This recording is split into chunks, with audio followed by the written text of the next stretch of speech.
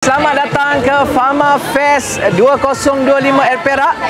Untuk hari kedua 30 Mei 2025, ramai, penuh dengan aktiviti dan yang penting meriah sekali pada tahun ini.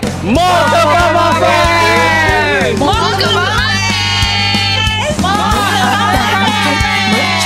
More ke Pharma Fest! Jom ke Pharma Fest! Jawabnya ke Kuala Kansor, Bandar Diraja, tempat lahir labu sayur. Isi air sejuk, tahan sampai gua tempurung. Kalau rasa hangat tiga, jom mandi di Latte Iskandar.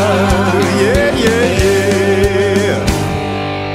Bagi siapa yang nak merasai Flying Fox, boleh datang ke Pharma Fest. Gurulah Gunung Batu Kapur, indahnya mata memandang. Tadi pengalaman pertama saya naik Flying Fox. Rugi kalau korang tak try. Mok lawannya di Pulau Sembilan ada teman jatuh cinta. Oh Kak Lima nak ke mana? Katanya doyan dah berbunga. Yeah, yeah, yeah.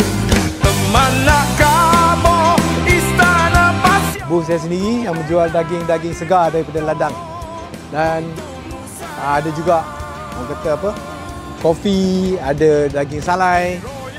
Jadi kepada penduduk-penduduk Perak khususnya datanglah beramai-ramai di Pharma Fest RTC bermula 29 hingga ke 2 hari bulan.